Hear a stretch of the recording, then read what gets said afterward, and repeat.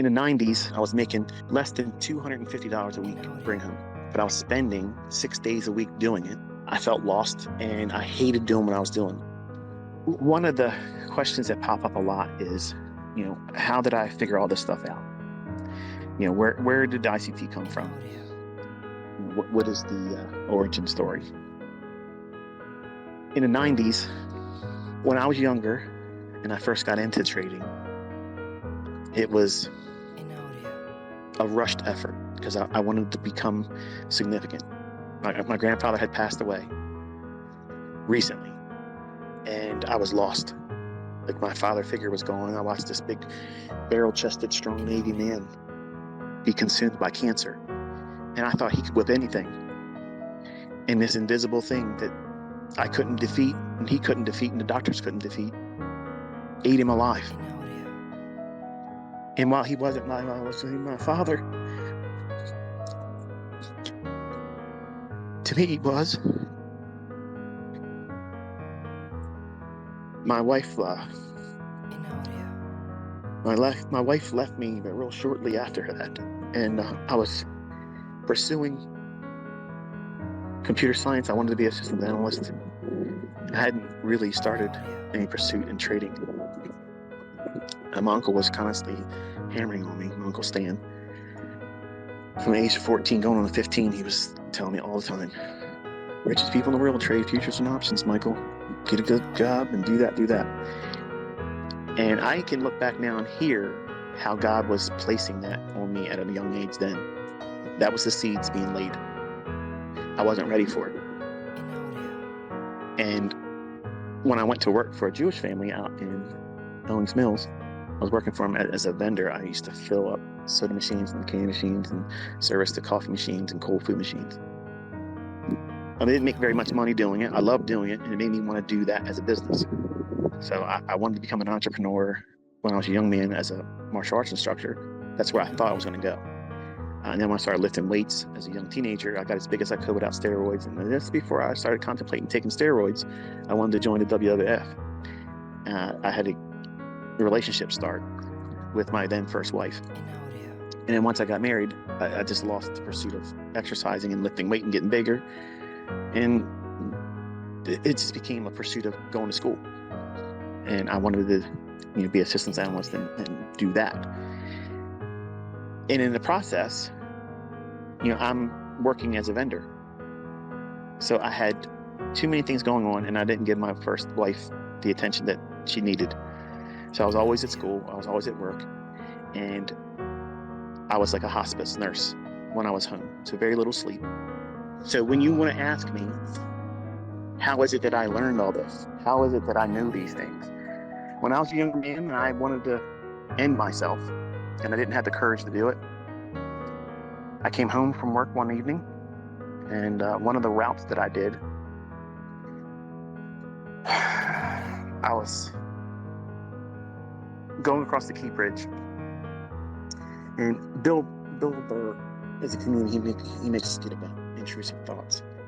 And while sometimes it is funny, admittedly, it's really not appropriate to laugh at stuff like that, because I've had instances where I literally felt like I wanted to drive off that Key Bridge. And one day I made every intention of doing it. I had lost money. I had lost my wife. I lost my grandfather. I felt lost, and I hated doing what I was doing. I was making less than $250 a week to bring home, but I was spending 6 days a week doing it, working on a Saturday, servicing one convalescent home down on Fayette Street in downtown Baltimore, but Monday through Friday, 13 and a half hours. Would you do that? No, most people wouldn't. But I was initially thinking, if I can learn everything about this business, make money, I'll buy my own machines, my own vending machines, and I'll know everything about this business that I'm looking at it as I'm paying tuition. Just like, I guess it would be considered like a intern, where you're not really getting paid, you're just there to get the experience, which is very expensive, by the way. But I felt defeated I felt like I was at my wit's end, and I had lots of books, I had lots of things in my head, but I couldn't make that stuff and retail stuff work. It just, every time I got into a trade, either I would be scared because I lost money before, I lost an account, or I would be immediately stopped out. And it was very, very discouraging. And while I didn't have a gun, I probably would have hurt myself if I had one done. I felt like I was being invited many times driving over that Key Bridge. Like I just want to whip the wheel over there and just go off the edge of it. Well, the day I was in the stop right before going across the Key Bridge, and I would go to Telco, which was a stop that didn't make a whole lot of money, but I hated going to it. I figured, well, once I service that one, I'll be going over the Key Bridge, and then I'm going to do it today. I'll probably pass out on my way down. I probably won't feel anything, but nobody's going to miss me. And that's the depth of where I was. Nobody could have reached me. There was no cell phone, no text messages that encouraged me not to do it. And I didn't tell anybody I was going to do it. Because listen, folks, if you're going to do it, you're going to do it. People that talk about doing it, they just want someone to say, I love you, don't do that. They don't want to really hurt themselves. But that day I did. I felt empty, worthless. I looked at my history. My own parents didn't want anything to do with me. And the only person that looked at me like a son was my grandfather. He was gone. I had no direction in life. And yes, I believed in God, but that wasn't enough at the time. And I needed to feel some kind of purpose, some reason to be here, because there was no reason for me to want to be here. Something said, go home and don't think about it. Drove home, numb, no radio. Didn't lift weights that day. Went in, got a shower, didn't eat. And I sat in there and I stared at my computer. I sat there, looked at all the books I bought, and remembered all the hopes I had in waiting for them to arrive. And all the trips that I drove out to Columbia, Maryland, to the Traders Library, which was I'm not even sure if it's even a place anymore. Some of you act like that I had no adversities, like it was just too easy for me. It was unfair. Everything worked out for me. You have no idea the darkest corners of where I was and where I came from. I didn't have the courage to do what I said I was going to do when I got on that bridge. But something inspired me to go home and stop thinking about that. And when I got home that evening, I pulled out the price charts, which was a weekly service that was up. I pulled out the charts, I was looking at them, and it just looked like Greek to me. Like I was disconnecting. Like I wasn't interested in it anymore. For the first time, I looked at these things and said, I don't know what I'm doing. Like I can't see what it is that I'm supposed to see. And I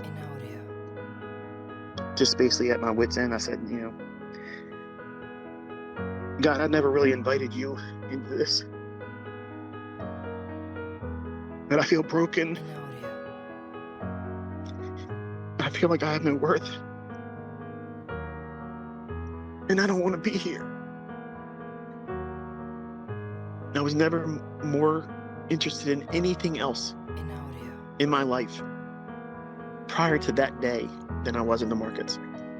And in that day, I was ready to disconnect everything. And I just laid it on the line. I said, I know you exist. I know you've been with me, and I know I'm here because of you. But why? Like, what do I have to show for it? Like, I work so hard at this, I can't get it to work. So I said, I'm going to ask you something. And you know my heart right now, and I mean it. If you open my eyes and my understanding, I swear I'll spend the rest of my life helping other people do it. I closed the charts, and I laid there. I cried until I went to sleep. It wasn't until that weekend I grabbed the charts again and I started looking through them.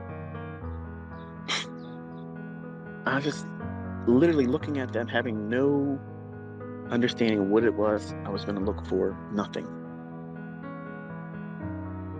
And I thought about what I had asked,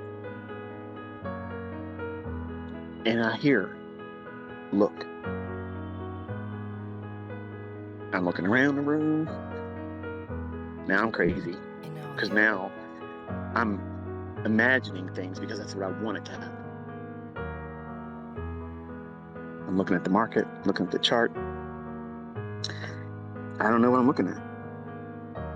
Like, why would it go up from there? Mind you, I'm only looking at longs. I was afraid of going short. I didn't understand selling something I don't have. And I would look at these rallies and these points of inception where the market starts to go up, and it's like reading a foreign language you've never learned before. It's like, what am I looking at? Like, what do I know by looking at that? Look at that. My attention would go to somewhere else on the chart.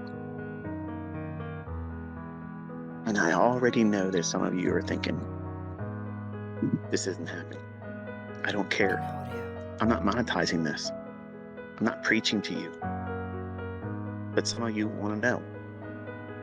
I'm not ashamed of it. I'm undeserving. I think the only reason why he let me see these things is because I asked that I would be gifted so that way I could service. I serve with this information. Because to be honest with you, listen, prior to that day,